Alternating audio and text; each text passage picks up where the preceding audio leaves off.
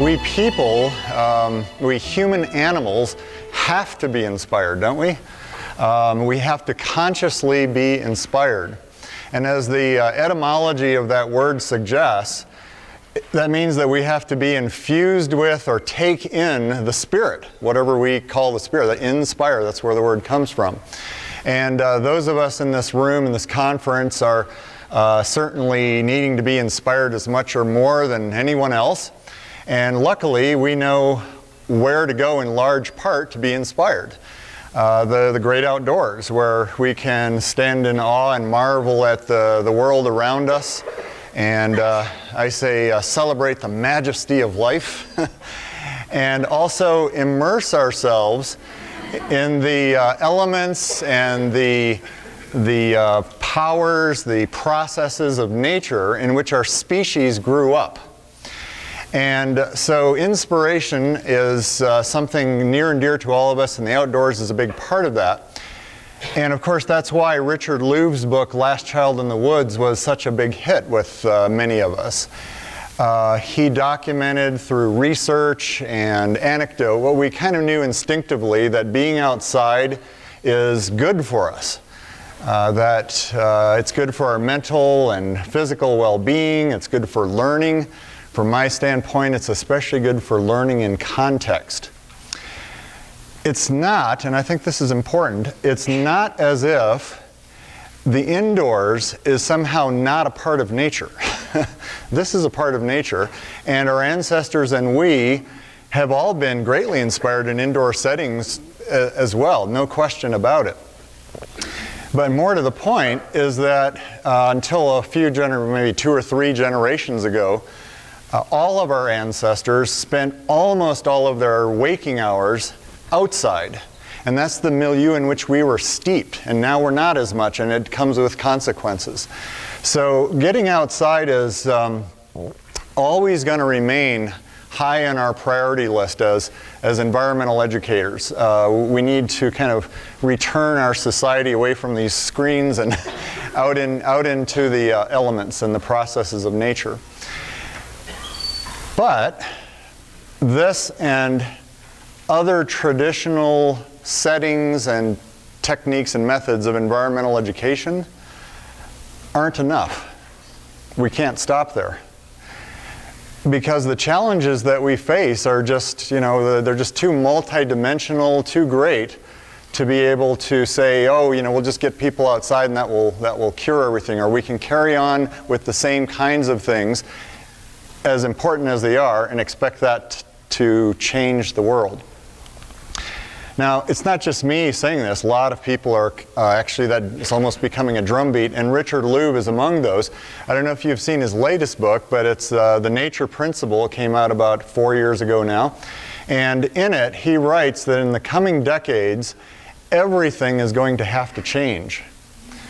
And he has some great thoughts in this book. He says that we have to become good ancestors.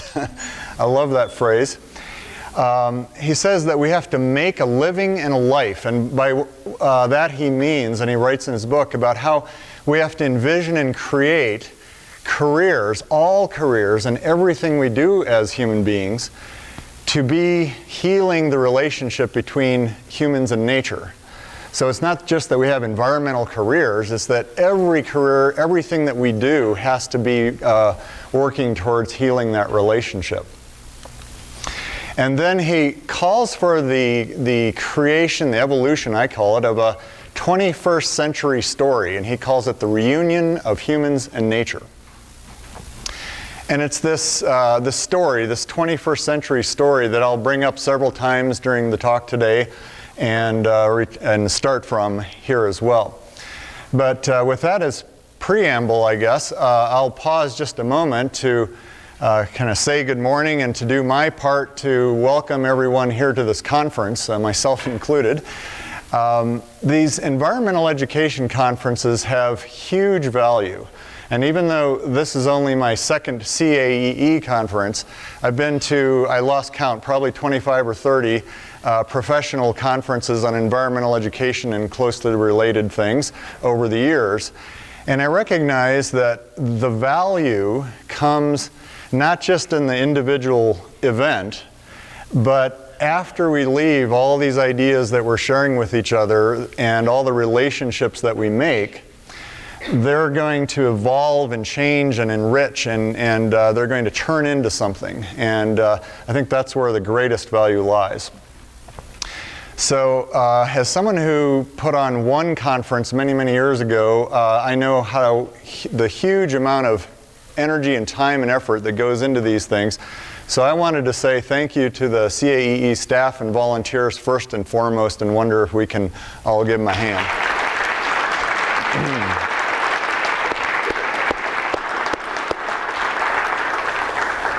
It just about drives you crazy, the amount of work that goes into these conferences, and so I really, really appreciate it. I'd also like to thank Deb for that very nice introduction, and not only the staff, but the board and the selection committee for giving me this opportunity to share some thoughts with you today that will then become part of the evolution of thought of environmental education in Colorado. So let's look at that story a little bit, and it's about us and about Earth, and see where the role of an Earth-Wise Environmental Educator comes in. That's what's in my title. And you might have thought that this little guy here is Homo sapiens, and he is. But since 1758, when Carl Linnaeus named our species Homo sapiens, we sure have learned a lot about ourselves, about the Earth, and our relationship to the Earth. And most of those really profound discoveries, at least in the scientific arena, have come just in the last couple decades. And the image of Earth is only a few decades old, and just think of the inspiration and insights that it has given us. So we know a whole lot more than we used to.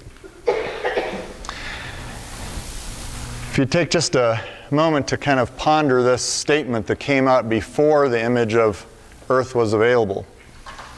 Once a photograph of the Earth taken from the outside is available, an idea as powerful as any other in human history will be let loose. And in my estimation, that powerful idea in a nutshell is that we as human beings are seamlessly connected to the rest of the living system. They were seamlessly connected. And I use the term geosapiens here to kind of get us to focus in on that a little bit.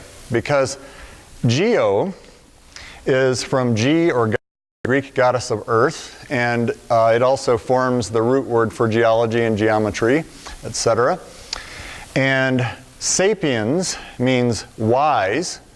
But if you look at the etymology of sapiens, it also has lots and lots of other connotations. They include being aware, problem solver, capable of discerning and knowing oneself.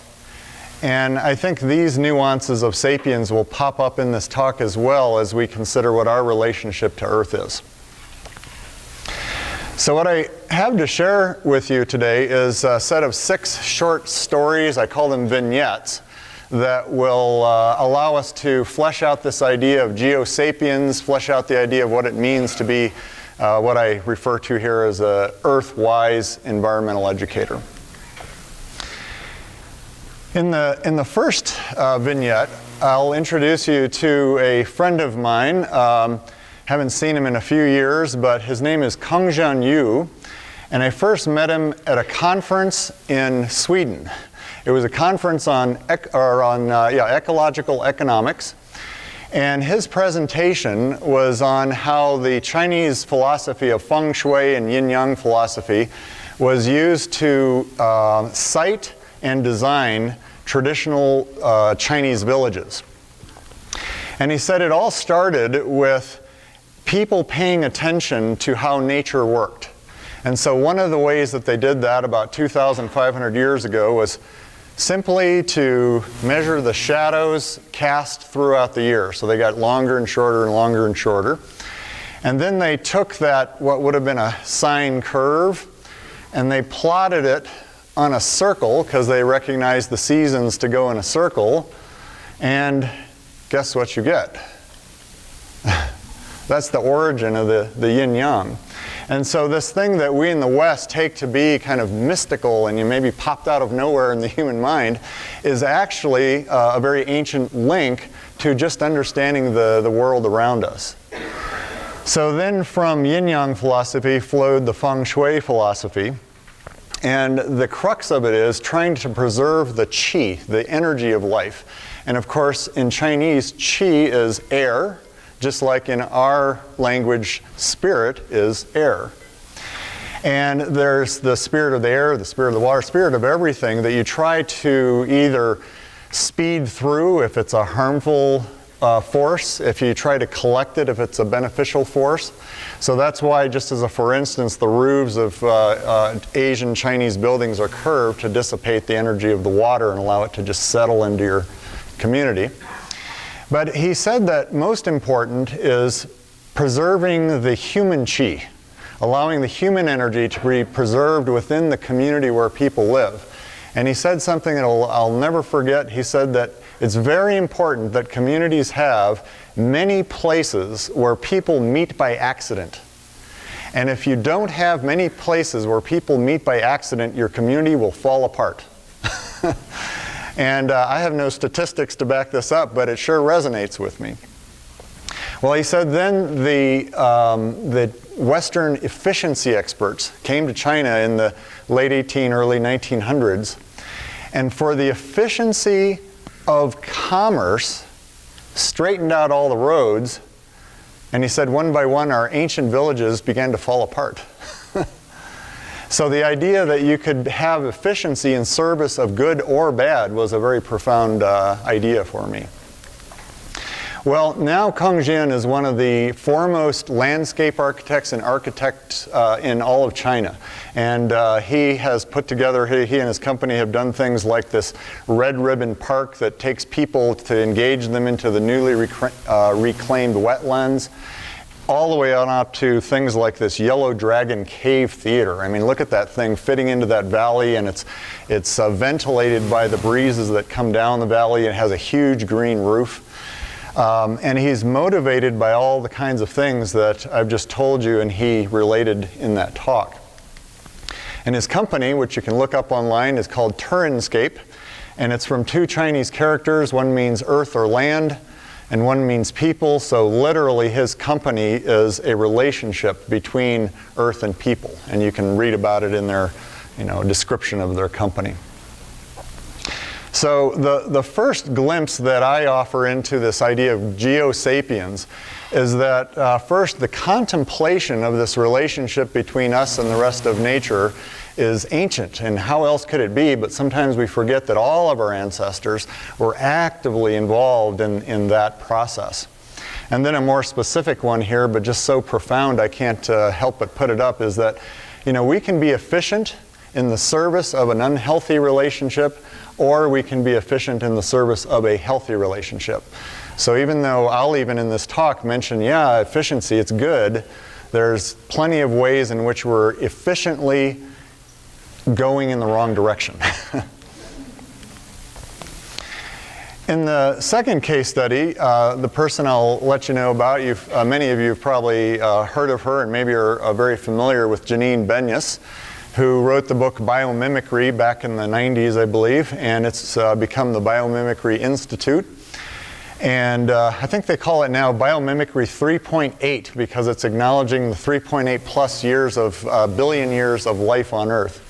And Janine is a wonderful spokesperson for this idea, and she calls the concept of biomimicry the conscious emulation of nature's genius. And a lot of biomimicry is looking at the processes and things around us in order to design things better. So for instance, one example is scientists studied how water is shed or moves over living things, and they saw that there was a certain geometry to that process to move water over oneself most efficiently. And they designed new propellers and new pumps that are now up to 75% more efficient and 85% quieter. So, what a wonderful way to apply nature's principles to our technologies. One of my favorites is this one where there's a skyscraper in Zimbabwe, and they designed it around the principles of the design of a termite mound. So it naturally ventilates and cools itself and maintains temperature and humidity and uses just a tiny fraction of the energy that other buildings in that area need. But one day I was at another conference, the North American Association for Environmental Education, and Janine spoke there, and she gave these and other examples. And in the Q&A session, someone asked her if she applied biomimicry to the ways that we think. In other words, big part of who we are is that we consciously think all the time, and so what did she have to say about that? And she must have thought about this for quite some time, because without missing a beat, she said, well, she looks to nature and sees self-restraining mechanisms everywhere, especially in the growth of an organism, but elsewhere as well, where you don't grow too fast and many organisms just simply stop growing, and that we have to emulate that. And largely that's a process of allowing our minds to be in sync with that we have a sense that we don't always have to grow. And she said that the way that we can biomimic that in our conscious minds is giving thanks and gratitude. And her saying that thanks and gratitude was the natural antidote to greed really struck with me as well. So second thought into Geosapiens is that yes, we can consciously emulate nature's genius, and that the singular thought of thanks and gratitude really fit in there to a huge degree. Now I'll share with you a little bit about the area that I lived most of my adult life and was a naturalist, and that's the DC area. I lived in and worked in that little circle. I rarely came out, matter of fact, for 27 years. And the lessons that we started with there were the relationship between the human history and the natural history of that area. We got some great grants right off the bat to do this and to research and put this program together. And I thought it would be of interest here not only to further develop this idea of our relationship to nature, but also just because it's our nation's capital and it's quite an important part of our nation's history. If you look at the geologic setting of the DC area, you'll see that the Piedmont Plateau and the coastal plain are on the west and east of it. So they're situated, these cities are situated right on the border. And the border is called the fall line, and that's because the rivers and streams come out of the higher, harder rocks of the Piedmont, and then when they reach the softer coastal plain, they've been wearing them away for some time, and there are always little waterfalls there. And this line has been instrumental in all of human history there. So for instance, the native or Indian cultures, one of the biggest divisions between the sets of tribes and cultures to the east and west is the fall line. And now I-95 runs right down the fall line, and many of the major cities of the East Coast are right on it. Something that can't be a coincidence, right? And isn't lost on geographers all across the world. And it's not a coincidence. There's very good reasons that this geology has resulted in our human activities being centered on the fall line. One of them is simply that it's the head of navigation, so that large boats coming up the tidal rivers came to these places where there were falls, and they couldn't go any further, so you had Georgetown and Washington, D.C. and Alexandria all situated there, and other cities on other rivers. Then another thing was that we're always geared to our energy sources, and in the 1700s, the main energy source other than our bodies and animals was water. And where better to get falling water than at the fall line? There's just hundreds of creeks and rivers falling down at that point, so you could put lots and lots of mills there. But perhaps as or more important than either of these, and this applies at any geologic edge, is the fact that at that edge you get diverse resources. So here in the DC area, You had the different kind of rocks and soils to the west and east. You had slightly different climates, growing conditions. You had different kinds of trees that you could use for building. So look at the range maps on these two trees that are major in the eastern United States, the white pine and the loblolly pine. Their demarcation point is almost precisely the fall line. And then finally, the last example I have here is that the shad that come up from the salt waters come right to the fall line, and that's where they breed. So that's a protein source for people all through the years. So we have a very profound relationship between geology, biology, and human beings, and that's all over Earth, of course. And it's very profound, but I want to develop that a little further because it's one of those we can't stop there. There's a lot more behind this profound relationship. Oops, I'll go back one sec. One of the things that I did as a naturalist in the DC area was lead canoe trips on the marshes. There's all sorts of marshes on the Potomac River right near DC. And one day I was out on the water, and when I came back, I had a question that I needed to answer for myself. I looked it up in a biology textbook. And the very next day, I flew off to my first professional conference. It was in Oregon. And we flew out of National Airport and flew right over the marshes that I'd been canoeing in the day before. And when I looked down, it suddenly struck me like a ton of bricks because it looked like what I'd seen in the textbook the day before. That's a cross-section of a human intestine. And you can see it, right? The huge amounts of surface area for the exchange of gases and nutrients, organic compounds. Which am I talking about? Both, right? And I had that image in my head when I arrived at this conference and was first introduced to the idea of Gaia Theory. And I don't know how many people here know of it a little bit, a lot, or intimately, but I'm going to share in this vignette a little bit about this idea of Gaia Theory. And in the session this afternoon, we'll go much more in depth into this particular idea because I find it to be so profound, so at the core of our understanding of our relationship to nature. You notice here, James Lovelock, the idea's progenitor, says that Gaia is the Earth as seen as a single physiological system. And you see at the beginning there, physio, and then you had physical. They sound so similar, and in modern parlance they are used so differently, and yet they come from the same Greek word physis, which in ancient Greek meant all of nature.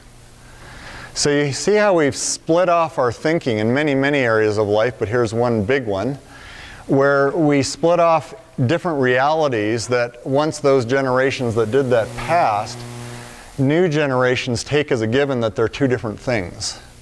So a physiological system really isn't that different than a physical system, but we take it to be that. So I'm going to use this word physiological that Lovelock uses.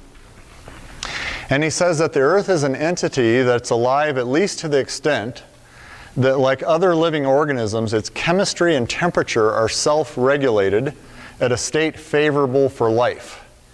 And there's certain nuances about that definition that people argue over, but after 27 years of considering the idea, I think it's spot on. Well, on the way back from this conference, due to a horribly botched flight, where I was supposed to have a layover in Denver and then continue on my way, I got to spend 2 days back in my old stomping grounds, if you will. I loved going up to the Rocky Mountain National Park. And I went up and hiked around in the mountains up there with these new thoughts dancing around in my head. And I came to the conclusion that in some ways, I'd been taught wrong. That I'd been taught that the geologic cycle and the biology cycle and our own human life cycle were somehow separate things. You know, we did them in different classes, and although they contacted each other sometimes, that they were essentially separate.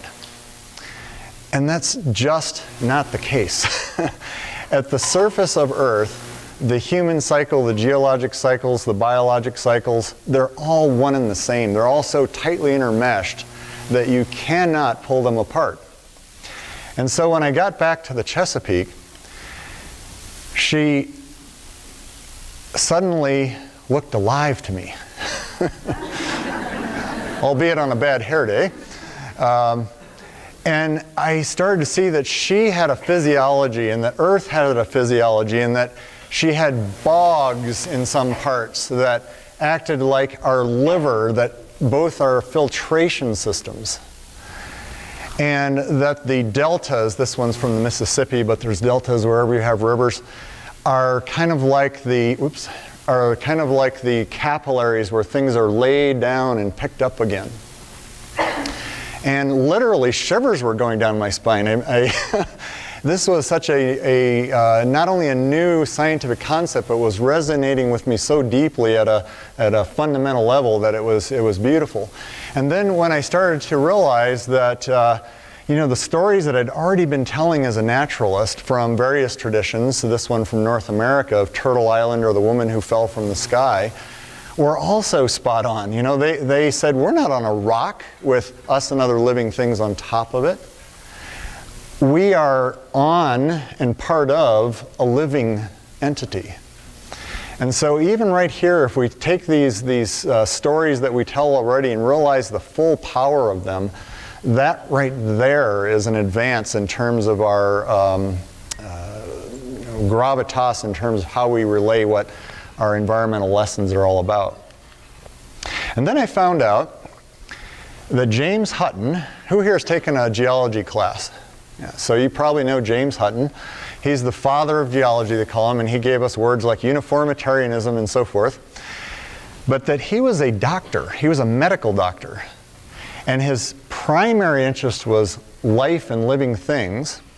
And he considered Earth to be a superorganism, and that physiology was the discipline with which to study Earth.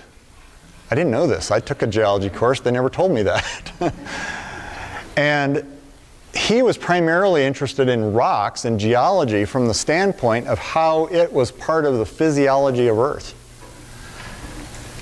Again, kind of dumbfounding. How could I have gone 27, 8 years whenever I came across that and not known this before?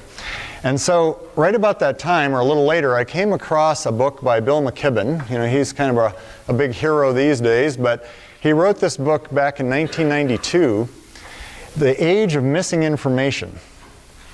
And in his point that he was trying to make in that book was that we weren't entering an age of information like everyone was saying. We were instead entering an age in which the information that was most crucial to us for our well-being and our survival even was being bowled over and covered up by the mountains of other information that were being heaped on top of it. And it's only getting worse, right? Did you see this on the internet a humpback whale breached right next to this guy. But the idea is that, information is information. We need the kinds of information that is going to help us and not be either neutral or hurt us. One of these pieces of information that I find, it's almost mind-boggling that it's not like the first thing we know in biology or earth science or earth system science that's now taught in high schools and colleges. And that is that any astronomer will tell you that our sun is a star and it heats up at a very predictable rate. So since life started 3.8 plus billion years ago, our sun should be 25 or 30% hotter, more luminous than it is when it was back then. So if we do a calculation of what the temperature of Earth should be, just as a physical calculation between Mars and Venus, we should be 290 degrees Celsius. And obviously that wouldn't work for us. There's something else going on here. And Lovelock, his whole idea of Gaia is that the Earth is reacting to this as a whole living system. The whole living system of rock, air, water, humans, organisms, everything is constantly reacting to this forcing factor over vast periods of time, not on a tiny scale, of course, and co-evolving in a way that keeps our temperatures much lower. So we know that Earth's temperature has gone up and down like this over time, but it's always within a very narrow range, much, much cooler than would otherwise be the case. Earth has a physiology. So when we look at a mountain like this one, which is rather unique, it happens to consist of limestone and coal. You can see that a huge part of that mountain is carbon, right? Calcium carbonate and almost pure carbon. Think of that as ancient atmosphere. And that mountain has taken the previous high levels of carbon dioxide out of the atmosphere, and it's been sequestered away as a carbon sink, as a hard substance that doesn't, in short periods of time, get back up into the atmosphere. And those were laid there by life. Right? Limestone is even sometimes called the rock of life, and coal certainly is. So living processes were sucking carbon dioxide out of the atmosphere and taking off that blanket as the sun was heating up. And that is one of the mechanisms, I mean it's not just this by any means, but one of the mechanisms has kept our planet a lot cooler than it otherwise would be. And of course we are part of that process. Seamlessly part of that process. So we both do things that bring carbon into and get it locked up in the soil and elsewhere, but we also put it back up into the atmosphere. So we're just participating in that same process that has been a coevolution affecting our atmosphere.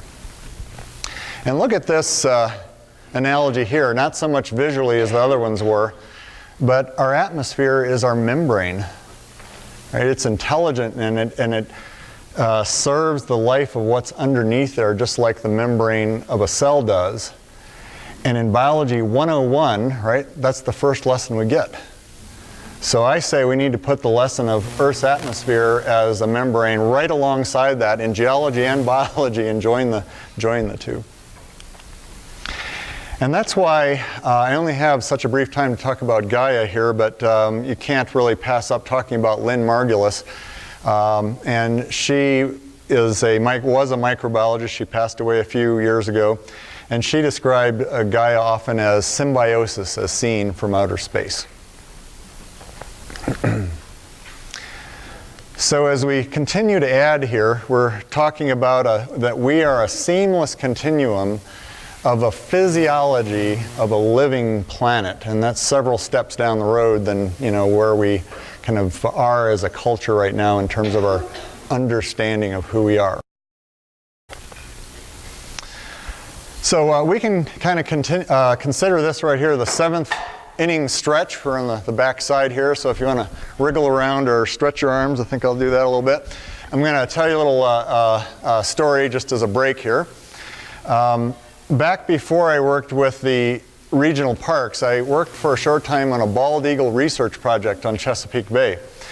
And it was a fascinating study, and we had folks involved with this from all over the country. We had a woman as far away as Washington State who studied lynx, the cat out there. And one very cold morning on the water, we came off the water and we were all hungry, so we went out to breakfast. And as we were settling in and shedding all our layers, the waitress came up to us and she said that they were all out of sausage patties that morning, but that they were serving lynx.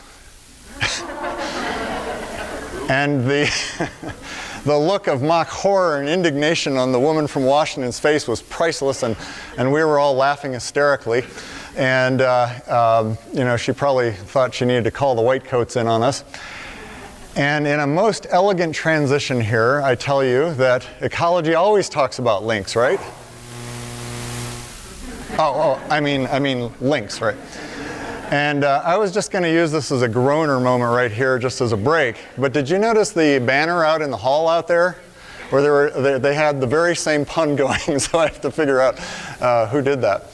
But I kind of draw our attention to this word links and the word connections and interrelationships that we use all the time in ecology, and suggest that it's one of those things also that we have to go the next step.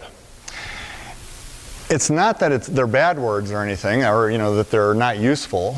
I get the image in my mind of the food web game we have often played, where we have people standing in a circle and we have pictures of animals or plants or the sun, and we put strings in between us to connect the animals that eat each other and the energy of the sun coming to the plants. Those are links, those are connections, but they don't convey the dynamic nature of our life, let alone the seamless connection with a physiological system. So somehow this 21st century story that Richard Louv talks about is going to have to serve up something more than just links. And I throw out for our consideration that it has to convey that we are and always have been a seamless continuum of planet Earth. And so if we're going to say we're talking about the reunion of those two things, we need to know that there was never a separation. The separation was completely up here alone. And that's why if we want to get a little one step further and think about how we think, we have to see that our minds also are not just linked to the planet. We don't just think about the planet and observe the planet. Our minds are the planet. Just as surely as our opposable thumbs and our noses came out of Earth, so did our minds.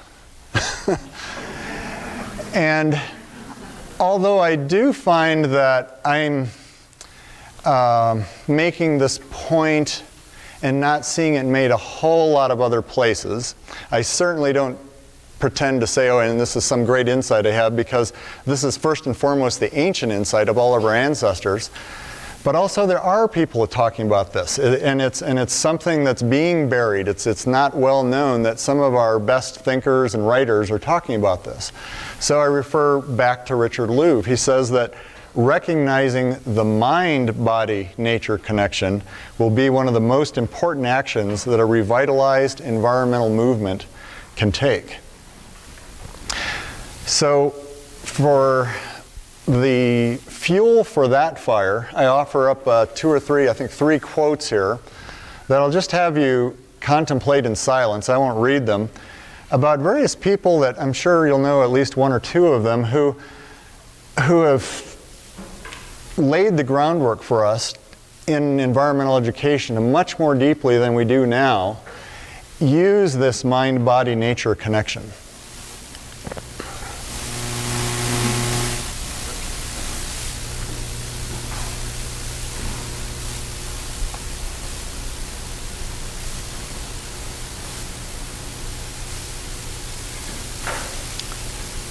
One of the very next lines after he said this, he said, "Until this gets going, you don't have anything."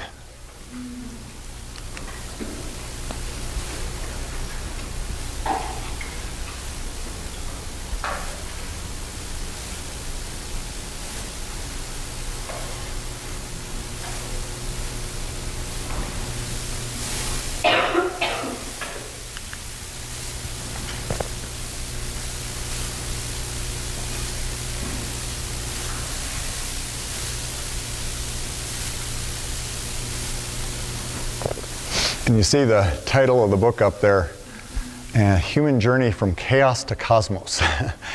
And I've used Gaia here, and that's the book. And so I bring in here, why Gaia? Where did this come from? I already mentioned that it's from the Greek goddess of Earth. But when Lovelock, who's a Brit, came back from working with NASA in the 60s, he had been charged with finding out whether or not there was life on Mars. And he told them back in the 60s that there was no life on Mars. And in the process of that discovery, he came to this astounding new thought about Earth, that there wasn't just life on Earth, that Earth was this physiological system. And he came back to England, and it turns out that his next door neighbor, or a neighbor, was this gentleman who you probably don't know by face, but you've probably, most of you read his book. It's William Golding, who wrote Lord of the Flies. And they used to walk on the beach and sit in the pubs and talk about this idea of Earth as a physiology. And, you know, this is 40 some years ago. And he said that Golding suggested Gaia because it would honor the fact that our Western science was now rediscovering what our Western ancestors knew at a gut or mythological level, that we are a part of a living thing. And to the extent that Gaia theory is not well known and used, et cetera, especially in the United States, it's used quite a bit in other countries, but especially here, it means that we're not catching that connection either. That our sciences are corroborating what our ancestors knew from their own wisdom and discernment.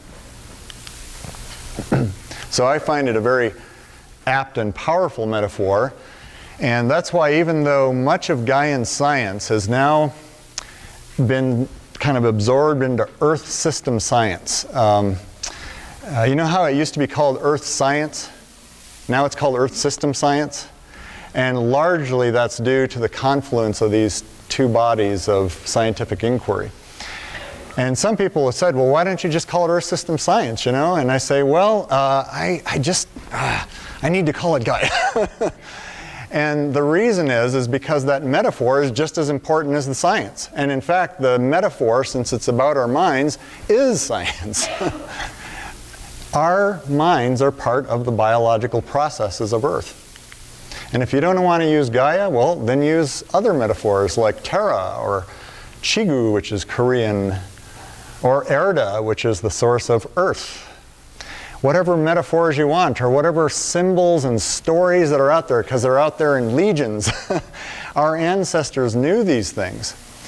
And so whether it's the Roman symbol for Earth or the Zia sun symbol just south of us or any of these others, we have stories all around us that show of our relationship to Earth. Did you know that on the Zia sun symbol, those are the 4 directions, the 4 times of the day, the 4 times of the year, and the 4 times of human life? So we're all a part of the circle of life powered by the energy of the sun. So on this section, I leave you that our minds, myths, metaphors, values, emotions, they're all a part of the physiology, all a part of the physiology of our planet.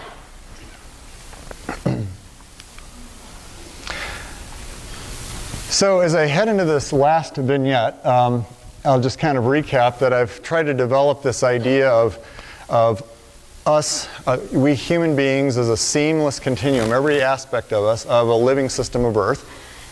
And I've tried to use this geo-sapiens just as a whimsical term to focus us on that, but I think it's very useful. And in many ways, we could stop here. In other words, perspectives matter. And to the extent that any or all of this resonates with you to a small or large degree, it's going to change your thinking, your actions, and how you do your education. But I'm going to end with just a few examples of how, mostly in this case I use it from my own personal experience, was inspired to use some of these ideas, and do so with a total understanding that there's, well, even just from yesterday, being in the sessions, there's so many other good examples out there that kind of are doing the same thing and taking us in the same directions. And what I'm first and foremost advocating here for is that we coalesce these things rapidly into a next level, a next plateau, or even higher, ratchet things up to where we have a totally new paradigm of environmental education that almost becomes part of our society. And you know, we can use Richard Louv's examples as kind of focusing us too, where we make a life and a living. Careers, what we do, all of our actions as human beings. Crafting the 21st century story. So storytelling itself alone is a huge service to our society. And inspiring our society to take on these large systemic challenges. We need to be part of inspiring others just as much as we're trying to inspire ourselves. So let me show you a few quick examples. here's the Indian circle garden that we put in right next to an archaeological site in our park, and it honored that circle in 4 directions motif. And we used it for, you know, very traditional environmental education lessons, the movement of the sun, gardening, etc. But we also told the stories, and in one forum we had a water catcher sculpture over there, and it had these symbols on it, and there was a sign that interpreted those symbols of our ancestors. For part of a conference, which I'll mention in just a second here, we had a sculpture contest, and this was the winning entry. It was called Gaia Energy, and it was something that people engaged with and read about. There's a sign right over there as well. And the red, yellow, I should say, is the incoming sun's energy, running all the cycles of life and leaving as heat. The last few years, park, we created something on the first floor of our nature center called the Energarium, and it was to both look at energy through the lens of nature, but also nature through the lens of energy, realizing that it was part and parcel of our existence and the life of our planet. And a number of other things. We had a solar stage and did energy education. We had concert series. We had an annual maypole dance, which I was thrilled to find a student at CU just the other day who had done this in 3rd grade in Arlington, Virginia. And organic garden. And I know that many of these things are in the places that you work too, and I'm just encouraging that we put all these pieces together so that they're one whole rather than, you know, maybe having a piece there and a piece here and a piece there. We also did things like mini conferences at the Nature Center. This was on the economics of sustainability, and it was co-sponsored by the Arlington Chamber of Commerce. And in 2006, working with George Mason University, we put on a major conference on this Gaia idea, model and metaphor for the 21st century. And this conference led to this book. And I want everyone, if you will, to reach right into the front of your chair there. And if there's a little piece of paper, pull it out, because if you have it, you just won that book. And there it is. I'm doing this to draw attention to this book. Although I have a chapter in it, I have no monetary interest, and so I feel totally good in saying I encourage each and every one of you to get it. You can get it for very cheap on Amazon, but it has so many perspectives on what I've talked about today. One of the last things we had started at the park when I left was a job training program with the solar company, which gets into this, this idea of careers and doing things in the right direction. And then finally, I worked with a friend of mine who wrote this book called A Deliberate Pause, and its subtitle, Entrepreneurship and Its Moment in Human Progress, was so intriguing to me. And I also highly recommend this book because Larry calls entrepreneurship innate human creativity. And jumping off of that, I created the name of my business on that, because if we are innately creative and we are of the earth, then earth is entrepreneurial, make no mistake. And somehow that idea that our creativity is from the earth and has to loop back to the earth was inspiring for me, and I hope that it will resonate with others as well.